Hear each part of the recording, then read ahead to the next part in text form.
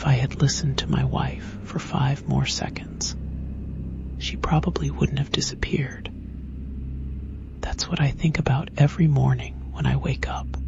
Not the police investigation, not the interviews, not even trying to explain it to our son. Just her saying, "Don't take that road," and me ignoring her. This happened last July while we were driving home from Nevada. Traffic on the interstate was backed up because of an accident, so our GPS rerouted us onto a smaller road through the desert. At first, it didn't seem like a big deal. Emily checked the map on her phone and said there didn't seem to be anything out there. I told her it was probably just a shortcut. About 20 minutes later, we lost signal completely. The road slowly got worse the farther we drove. First cracked pavement, then gravel, then stretches where it barely looked maintained at all. There were no other cars anywhere, no lights, nothing. Our son Oliver was asleep in the backseat, and honestly, I still wasn't worried yet. Then we heard a loud rattling sound underneath the car. A few minutes later, smoke started coming out from under the hood. I pulled over immediately. I remember stepping out and realizing how quiet everything was. No traffic, no wind, nothing. We waited for another car to pass, but none did. After a while, I told Emily I was going to walk until I found signal. She looked nervous right away. She told me not to be long. I promised I wouldn't. I ended up walking farther than I expected before finally getting 1 bar of service, just enough to call for help. They told me somebody would come as soon as they could, but it might take a while because of how remote the area was. I turned around immediately after the call, and I know this part sounds stupid now, but on the walk back, I suddenly started feeling uncomfortable, like somebody was behind me. Every time I turned around, there was nothing there, just empty road. I walked faster the rest of the way back. When I finally saw the car again, the driver's side door was open. Emily was gone. Oliver was still asleep in the backseat, completely alone. At first I thought maybe she had wandered a short distance away. I called her name normally, then louder, then I started shouting. Nothing answered back. The police arrived before sunrise. Search teams came later that morning, dogs, helicopters. They searched the area for days. They found absolutely nothing. No footprints. No signs of a struggle. No indication of where she went. It was like she stepped out of the car and disappeared. One detective eventually asked me if Emily had been unhappy in the marriage. I understood why he asked, but the truth was simpler and somehow worse. The last thing my wife ever asked me to do was come back quickly, and I didn't. The months after that were bad. I barely slept. Oliver kept asking when his mom was coming home. Sometimes he would ask if she got lost trying to find us again. I didn't know how to answer questions like that. Then little things started happening around the house. At first, I blamed stress. I'd hear Emily humming late at night from another room, always the same tune. One night I woke up because I thought somebody sat down on the edge of the bed. There was nobody there. A few weeks later, I found fine dust on the passenger seat of my car. The same pale dust from the desert road. I cleaned it out. The next morning, it was back again. Then sometime in October, I woke up around 3 a.m. because somebody knocked on the front door. 3 slow knocks. I opened the door immediately. Nobody was outside. But Emily's wedding ring was sitting on the welcome mat, covered in dust. The police confirmed it was hers. They had no explanation for how it got there. After that, Oliver started saying things that bothered me, small things at first. One morning during breakfast, he asked why Mom was still standing outside at night. I asked him what he meant. He just shrugged and said sometimes he saw her near the street when he looked out his bedroom window late at night. I guess he misses her too. Another time he asked me why I left her there alone. He said it so casually. It honestly made my stomach drop. I asked where he heard that. He said, "Mom told me." That was the first time I genuinely felt afraid in my own house. Not because I thought Emily was haunting us. Honestly, I still don't fully know what I believe. But something about the road never felt finished. Like whatever happened out there didn't stay there completely. A few months ago, Oliver asked me something I still think about almost every day. He asked, "If Mom comes back, are you gonna leave again?" I couldn't answer him because the truth is, if I had stayed with the car that night instead of leaving her alone in the desert, maybe none of this would have happened. And that still haunts me every day.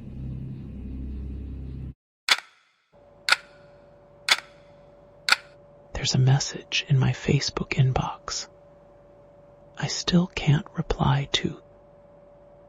The person who sent it died the next morning. I didn't see the message until 4 days later, back in 2018. I was finishing my pharmacy internship at a hospital in Denmark. It was a smaller town, the kind where people at the hospital eventually know each other outside work, whether they mean to or not. He was one of the hospital administrators, mid-40s. Everybody seemed to trust him.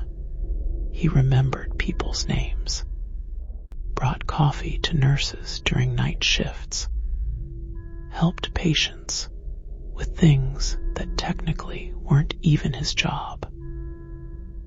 I noticed that stuff pretty quickly.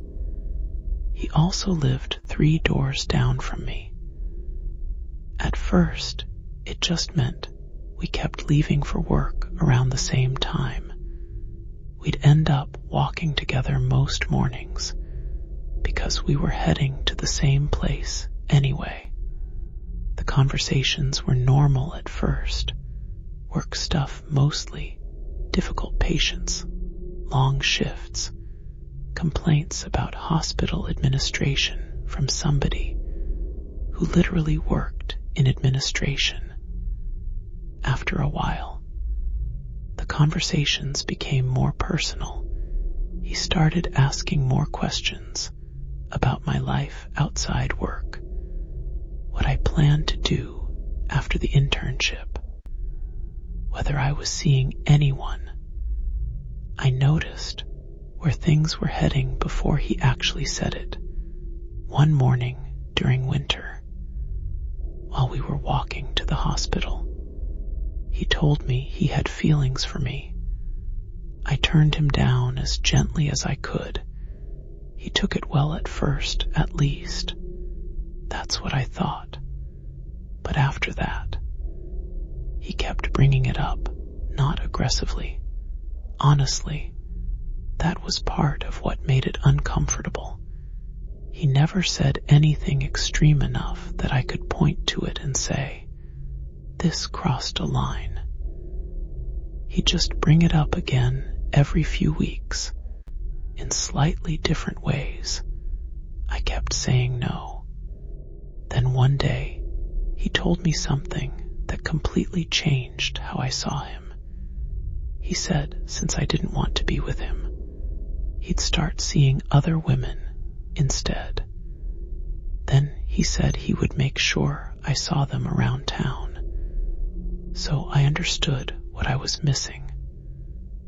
I remember laughing awkwardly because I honestly didn't know how to respond to that.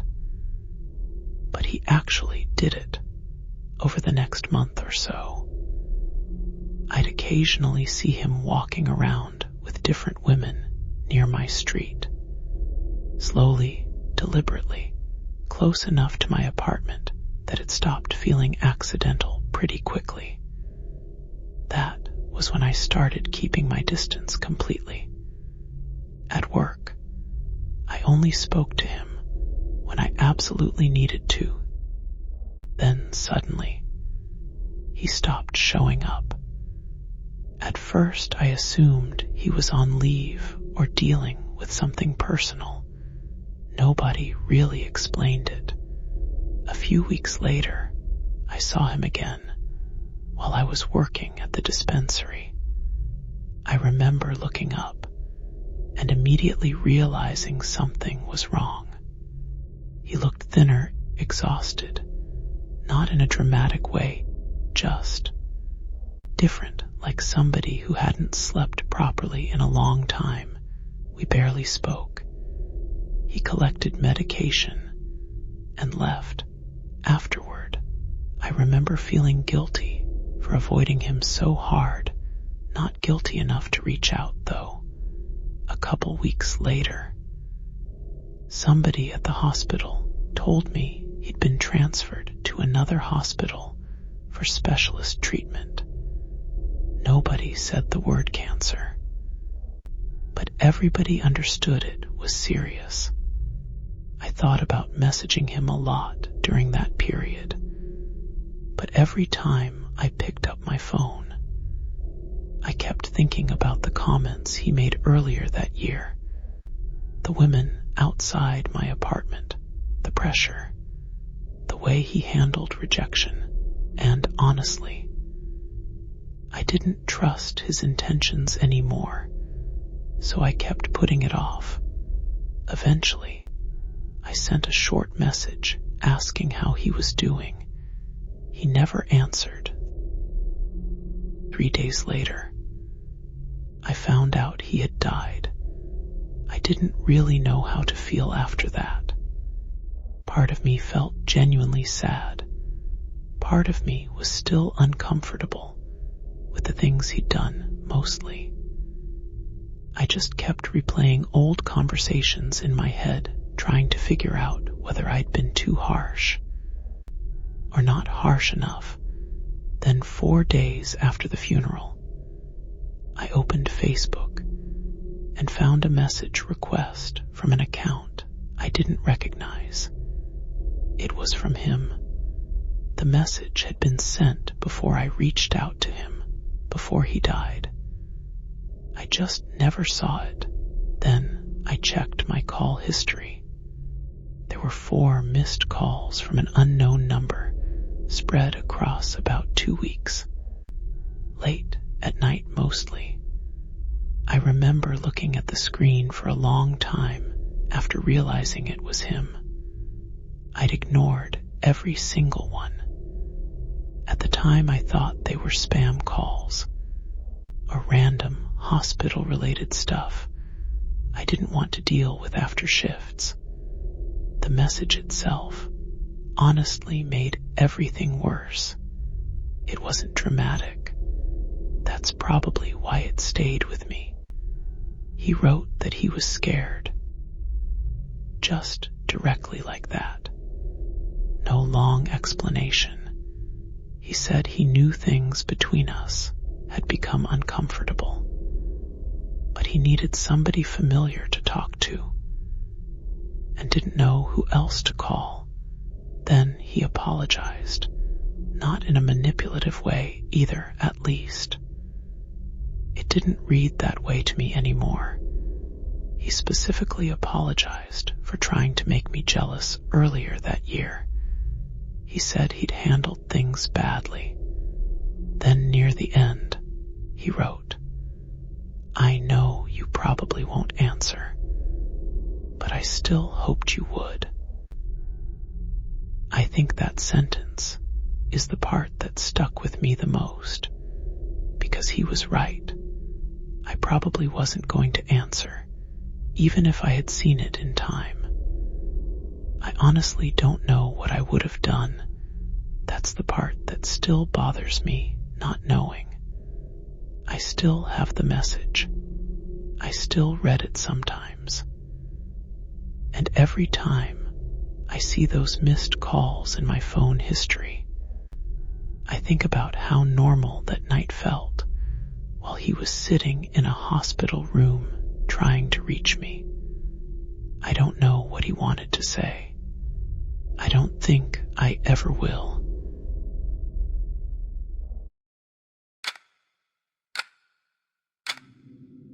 There are only two things I still have from my father: a missed call and the last note he ever wrote to me.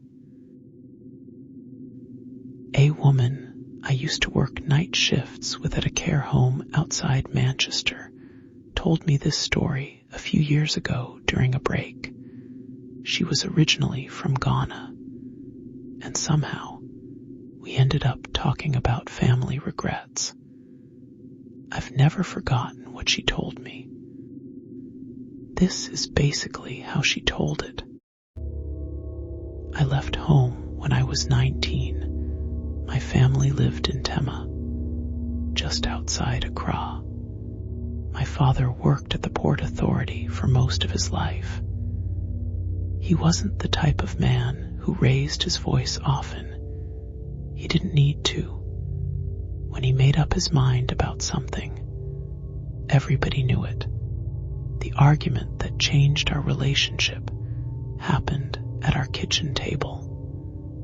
I told my parents I wanted to dance professionally, not church performances, not weddings, clubs, events, live shows. My mother started crying almost immediately. My father sat quietly for a few seconds before telling me that no daughter of his was going to do that. That was the entire conversation. No shouting, no dramatic scene, just a line drawn in the sand. 3 days later, I packed 2 bags and left. At first, I thought things would settle down. I thought we'd both cool off and eventually talk about it properly. Instead, months passed, then years, and somehow, not speaking became normal. My father rarely contacted me directly. That's why I noticed when his name started appearing on my screen more often. The first time, I ignored it. The second time, I told myself I'd call him back later. The third time, I watched it ring until it stopped. The truth is, I wasn't avoiding one conversation. I was avoiding 3 years' worth of conversations. A few weeks later, my mother sent me a message saying he wasn't feeling well. Nothing specific, just that doctors were running tests. And he seemed tired all the time.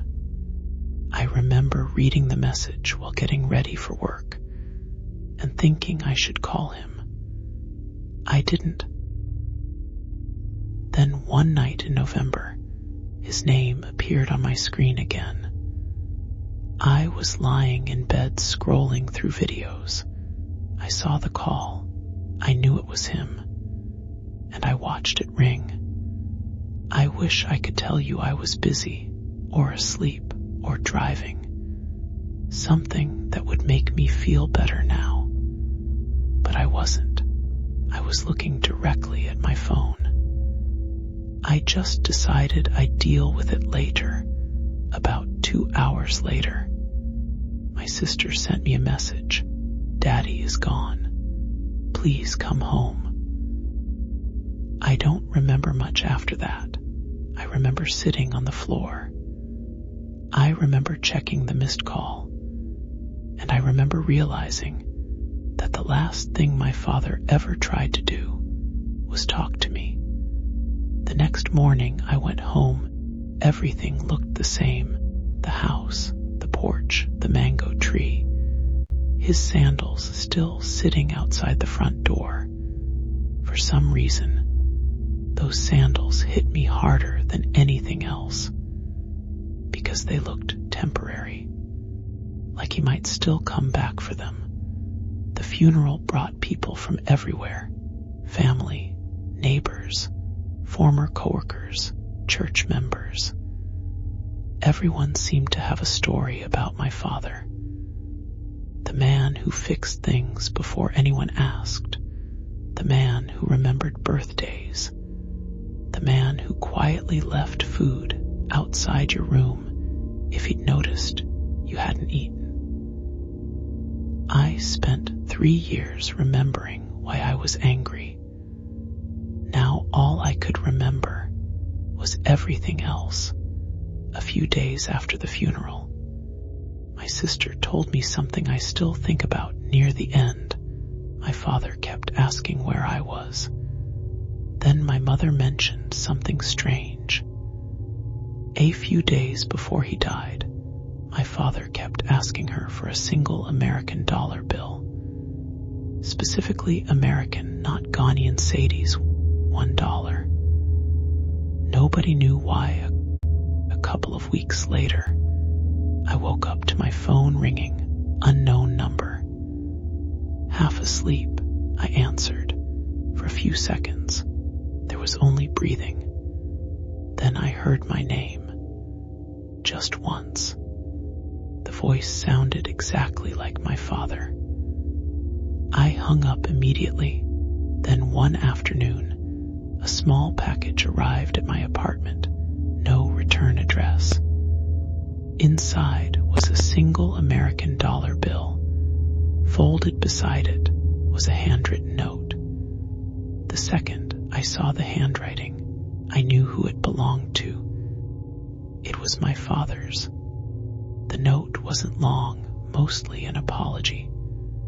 Near the bottom was a single sentence. I didn't want us to stay angry forever.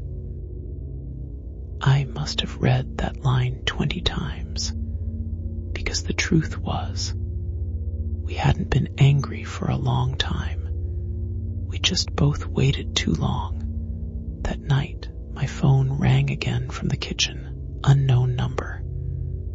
I could hear it clearly. I sat there holding the note. Part of me wanted to answer. Part of me was terrified of what I would hear if I did. The ringing stopped. I never answered another call. Eventually, they stopped coming. But I still have the missed call from the night he died. I never deleted it. Every now and then, I scroll back to it and stare at the timestamp. The last time my father tried to speak to me, I wasn't busy. I wasn't asleep. I wasn't unavailable. I saw the call. I chose not to answer. And that's the part I still haven't figured out how to live with.